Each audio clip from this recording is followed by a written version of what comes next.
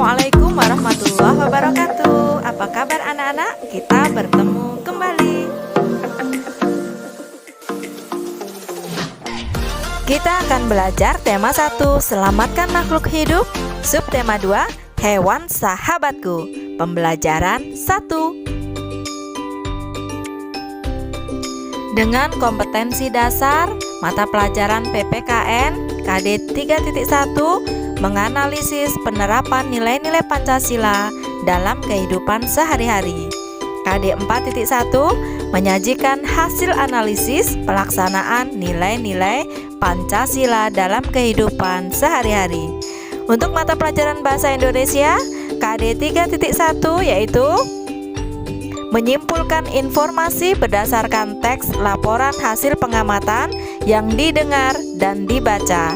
KD 4.1 menyajikan simpulan secara lisan dan tulis dari teks laporan hasil pengamatan atau wawancara yang diperkuat oleh bukti.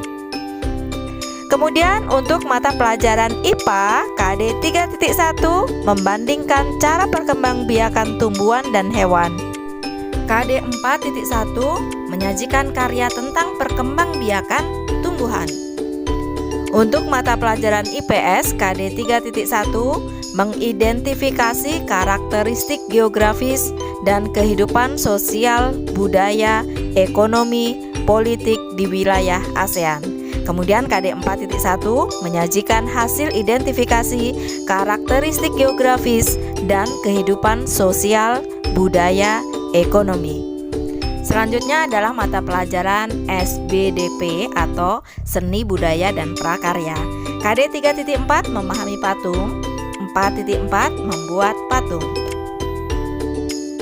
Nah anak-anak, untuk tema 1 subtema 2 pembelajaran 1, tujuan pembelajarannya adalah sebagai berikut.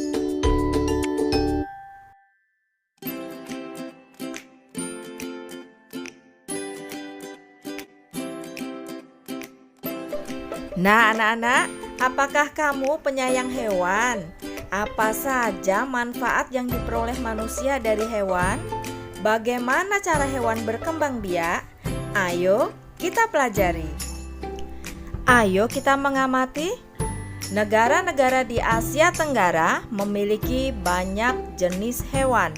Beberapa di antaranya ada yang dijadikan sebagai makanan, simbol negara, atau dijadikan binatang peliharaan. Baca teks berikut dan amatilah gambarnya. Gajah putih dianggap suci oleh beberapa negara di Asia Tenggara, seperti Myanmar, Kamboja, dan Thailand. Menjaga gajah putih adalah usaha yang sangat mahal karena pemiliknya harus menyediakan makanan khusus untuk gajah. Indonesia dikaruniai luas wilayah lautan lebih besar dibandingkan luas daratan. Luas lautan Indonesia mencapai 5,8 juta kilometer persegi. Di dalam lautan Indonesia tersimpan potensi perikanan yang cukup besar. Salah satunya ikan tuna.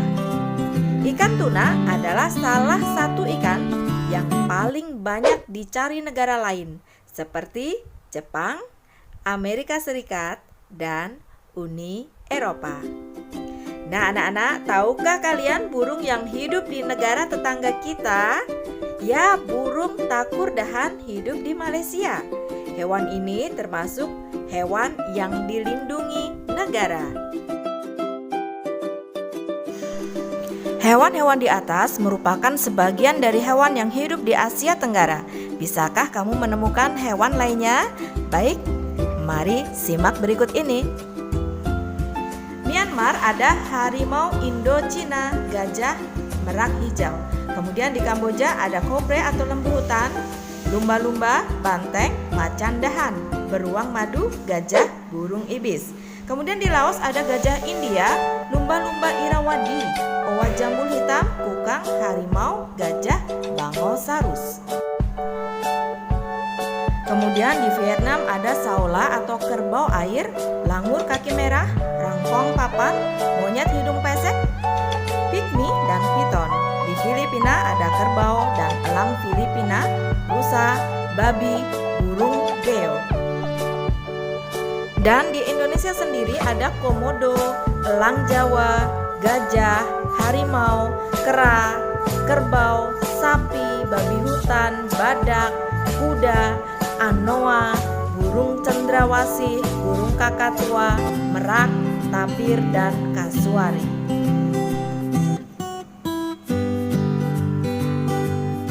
Dan di Thailand ada gajah, harimau, macan tutul, monyet siamang, badak, buaya, lembu.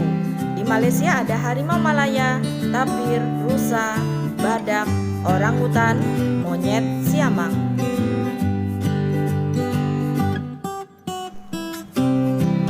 Di Singapura ada singa, kancil, landak, rubah, dan kadal. Di Brunei Darussalam ada bekantan, harimau, singa, monyet. Dan di Timor Leste ada buaya, kuskus tutul, rusa, monyet, kakatua, lumba-lumba, paus, babi hutan, biawak, kakoak, dan lori.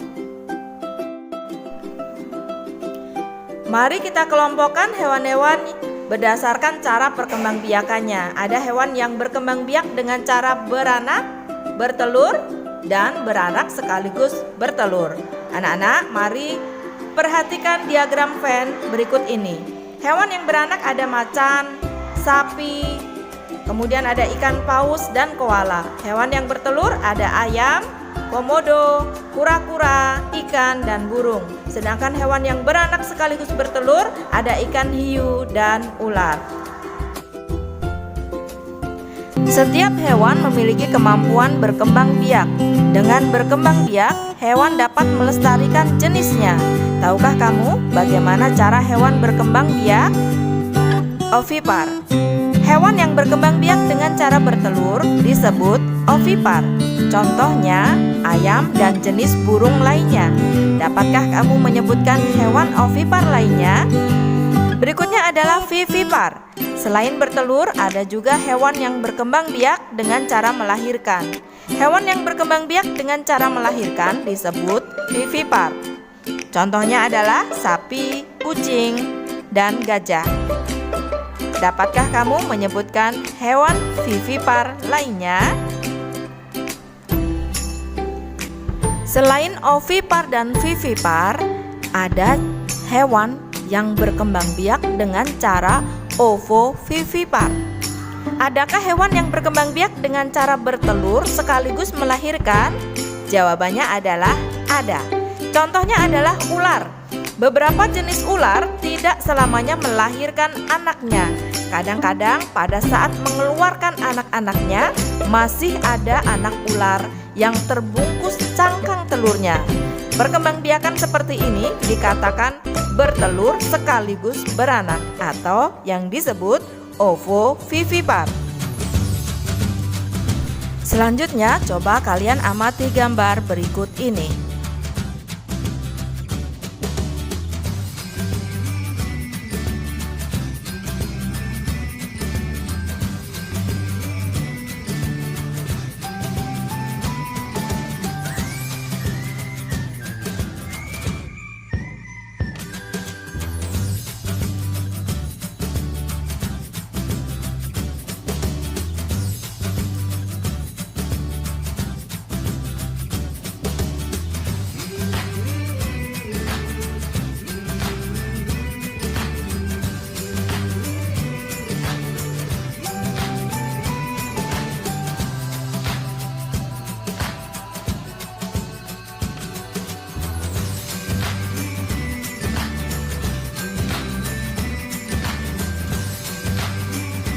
Nah, anak-anak, kalian sudah mengetahui jenis-jenis hewan yang termasuk golongan ovipar dan vivipar. Kemudian, apa sih manfaat perkembangbiakan secara ovipar dan vivipar? Simak berikut ini.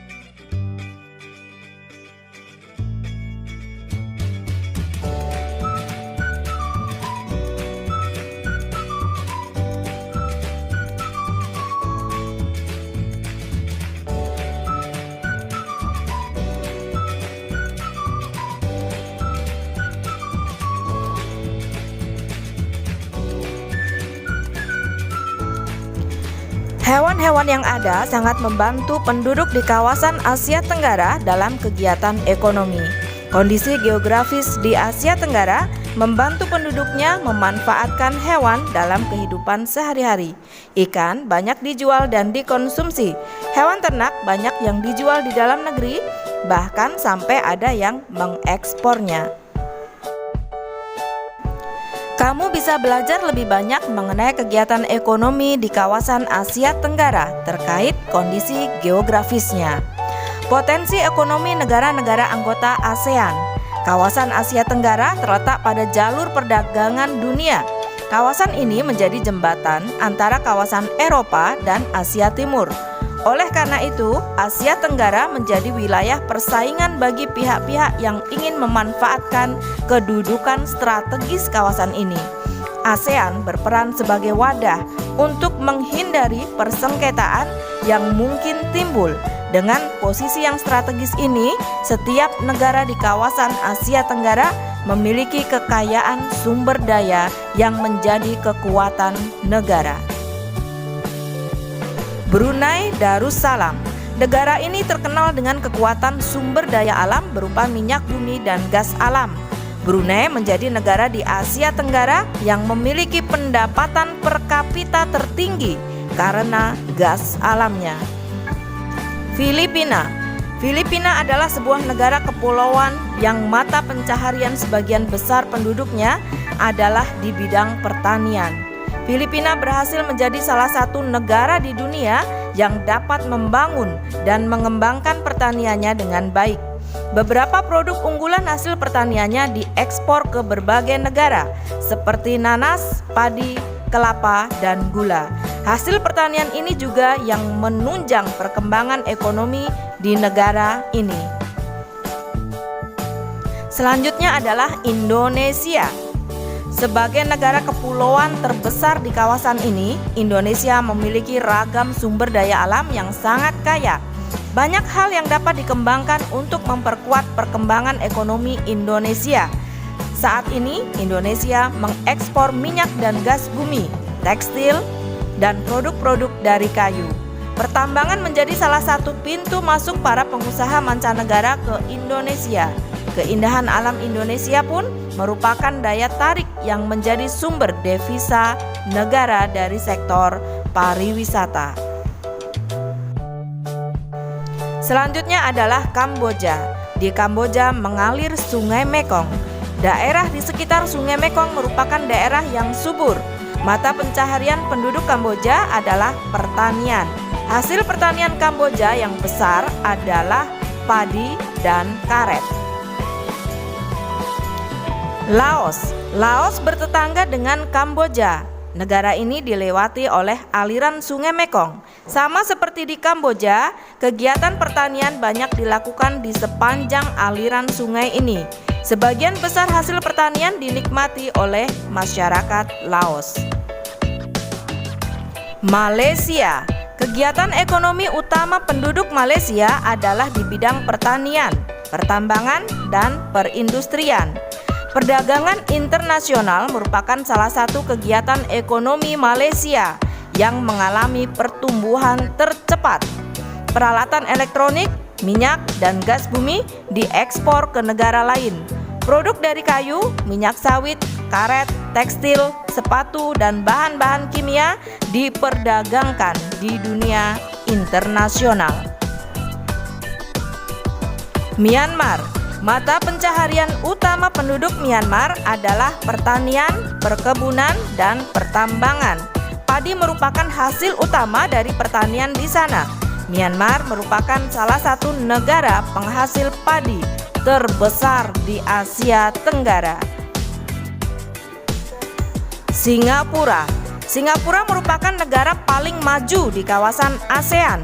Letak Singapura sangat strategis. Saat ini Singapura menjadi negara transit teramai di Asia. Thailand. Thailand sering disebut sebagai lumbung padi di Asia Tenggara. Padi memang merupakan hasil pertanian terbesar dari negara ini. Selain itu, perkebunan, Kehutanan, pertambangan, dan industri juga merupakan kegiatan ekonomi penduduk Thailand. Saat ini penghasilan utama Thailand adalah sektor pariwisata. Keunikan bangunan budaya di Thailand menjadi daya tarik tersendiri bagi para wisatawan mancanegara. Vietnam. Setelah pulih dari Perang Vietnam, negara ini mulai berkembang di berbagai sektor perekonomiannya. Pariwisata dan turisme mendukung perkembangan ekonomi. Bidang pendukung lainnya seperti usaha jasa di bidang perhotelan, restoran, serta transportasi juga turut berkembang pesat.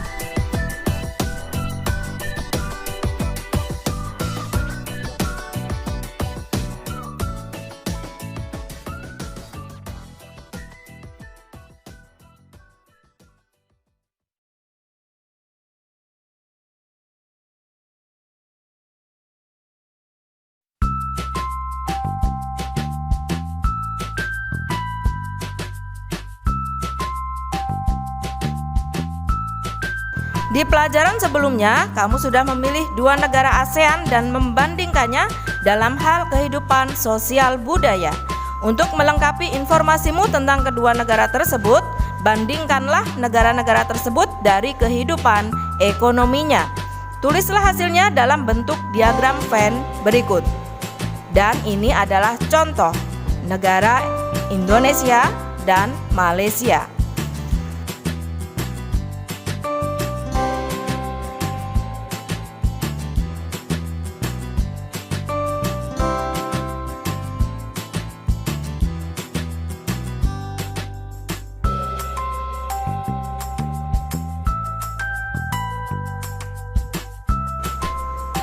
Demikian materi tema 1, subtema 2, pembelajaran 1. Anak-anak tetap semangat belajar. Ibu akhiri, billahi taufik wal hidayah, wabiridho wal inayah.